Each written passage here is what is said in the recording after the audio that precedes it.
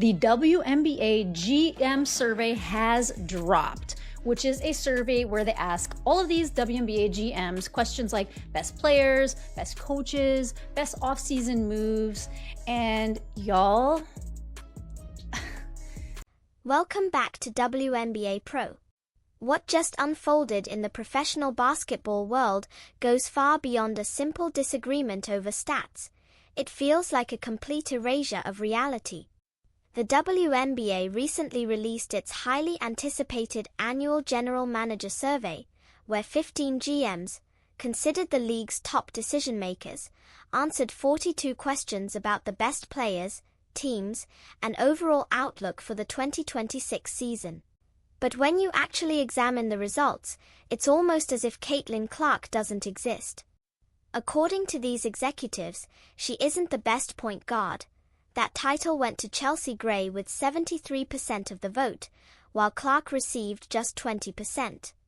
She also wasn't considered the top player to build a franchise around, with Paige Bueckers leading at 33% while Clark again sat at 20%, a steep drop from the 50% she earned the year before. Even more surprising, despite leading the league in assists, averaging 8.4 in her rookie season and 8.8 in her second, Clark received only 7% of the vote for best passer, while Chelsea Gray dominated with 93%. She didn't receive a single vote for best basketball IQ, and to add to the shock, the Indiana Fever weren't picked by any GM to win the championship, receiving 0%, while teams like the Las Vegas Aces, New York Liberty, and Atlanta Dream led the predictions. Altogether, the gap between how WNBA general managers view Caitlin Clark and what her on-court performance shows has become one of the most confusing and frustrating storylines heading into the new season, raising serious questions as we break down each category, starting with the point guard position. Let's just go to some of the meat of it. Who do you think is the best point guard in the league? And Chelsea Gray received 73% of the votes from GMs, of which Caitlin Clark received 20%. I don't understand it. And Chelsea Gray was an amazing point guard. The things that she did in 2024, I wish that everyone that is a fan now could have been able to watch her. At the point guard position, the survey results become even more controversial. Chelsea Gray received 73% of the vote for best point guard, while Caitlin Clark managed just 20%. While Gray is undeniably a legend, often called the point god, there's important context that can't be ignored. She suffered an Achilles tear in 2023, missed the entire 2024 season, and returned in 2025 playing 34 games with averages of 8.2 points and 6.1 assists. Solid numbers for a veteran coming off a major injury. But when you compare that to Clark's production, the gap is striking. Clark averaged 19.2 points and 8.4 assists in her rookie season, followed by 18.2 points and 8.8 assists in her second year despite injuries.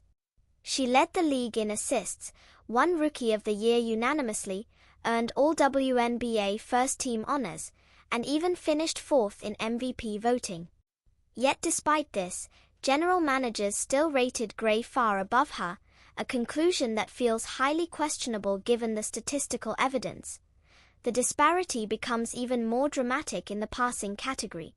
Chelsea Gray dominated with 93% of the vote, while Clark received just 7%. This is especially surprising considering Clark led the league in assists per game as a rookie and nearly averaged 9 assists in 2025. Her dynamic playmaking, highlighted by full-court passes, no-look assists, and viral moments night after night, has made her one of the most exciting facilitators in the game. Still, only one general manager voted for her, while 14 chose Gray, raising serious concerns about whether these evaluations truly reflect on-court performance. As the survey continues, the most telling question remains: which player would you build an entire franchise around? Franchise with? The number one answer was Paige Bueckers by 33%, where Caitlin got 20%.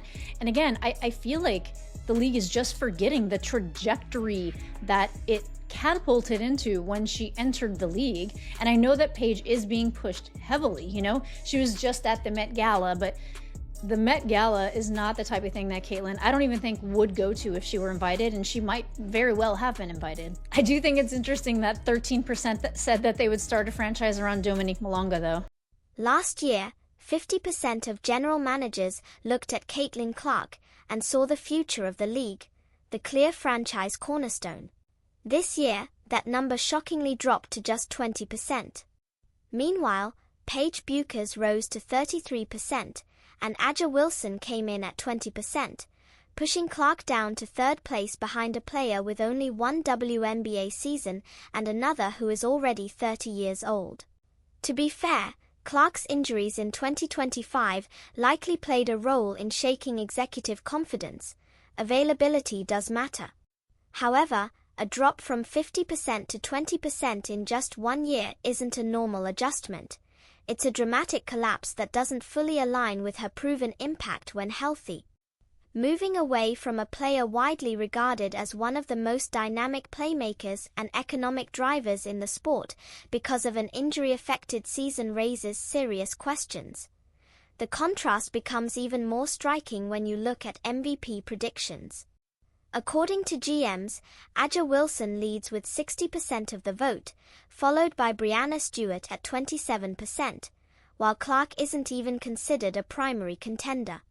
Yet in betting markets, Clark is currently the favorite to win MVP at plus 225 odds.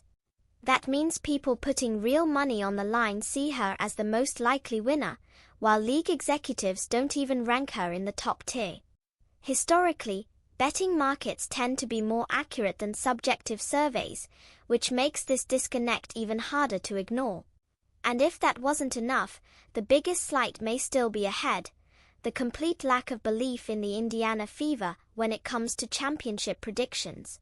Plain, undeniable. But Caitlin is not the only one that I feel was massively overlooked, as who is the best shooting guard in the WNBA question answer was Jackie Young, which, okay, that's arguable, but the number 2 answer was Paige Bueckers over Kelsey Mitchell. But Kelsey Mitchell did get all WNBA first team. She came 4th in MVP voting, so it's really weird to see her under Paige Bueckers in the shooting guard position. I mean, even Jackie Young got all WNBA second. The ultimate disrespect shows up in the championship predictions, 0%. Not a single general manager picked the Indiana Fever to win the title. Meanwhile, the Las Vegas Aces received 40%, the New York Liberty 33%, and the Atlanta Dream 27%, leaving the Fever completely overlooked. This is especially surprising when you consider what Indiana accomplished last season.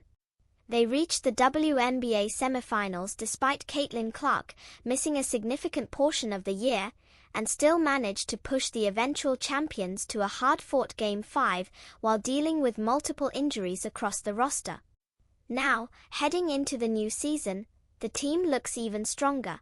Clark is fully healthy, Kelsey Mitchell is secured on a Supermax deal, Aliyah Boston is locked in long-term, and Stephanie White is leading from the sidelines.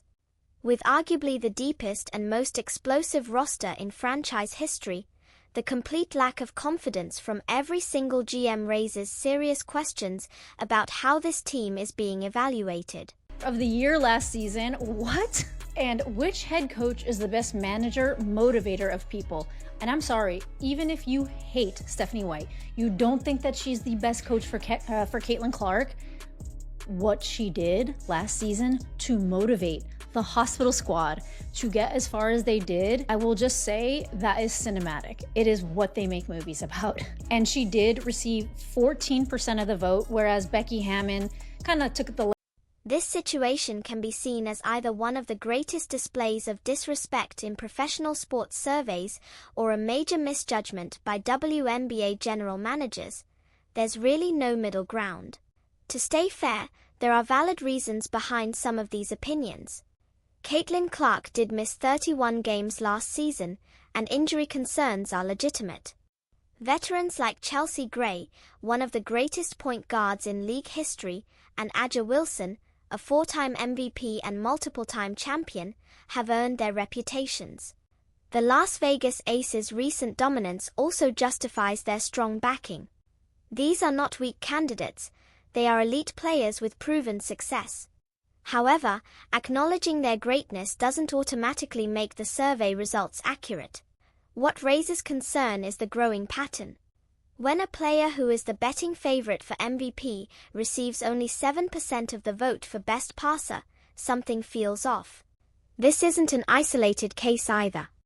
Over the past few years, Caitlin Clark has repeatedly been undervalued by the basketball establishment, left off major rankings, ranked lower than expected by peers, and even excluded from major selections despite her undeniable impact. Yet her achievements speak loudly: a unanimous Rookie of the Year, all WNBA first-team honors, assist leader, and MVP-level performances, all while driving unprecedented attention, ticket sales, and viewership for the league. At some point, it becomes fair to question whether these evaluations are purely about basketball. While the answer isn't clear-cut, the disconnect between performance and recognition is hard to ignore. Still, there's a silver lining for Indiana Fever fans.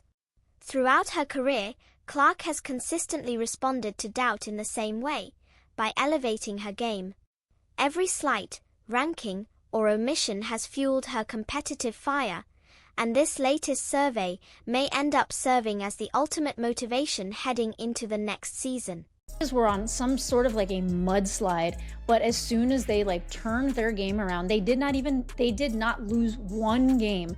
I was not in the locker room, but when I heard A'ja Wilson in the press conference just talk about how that was totally unacceptable, I was like, oh, A'ja's the motivator of that team. Of course, I'm sure Becky Hammon had a huge part of it. And again, I wasn't in the locker room for that. But Steph White, I do think Caitlin Clark enters the new season with massive momentum and even bigger expectations.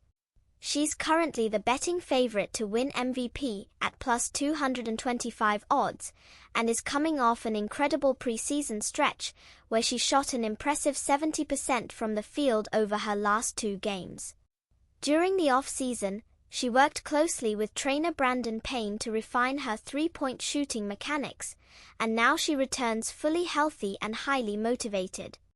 Adding even more fuel to the fire is the recent GM survey, a list of perceived slights she can use as daily motivation throughout the season.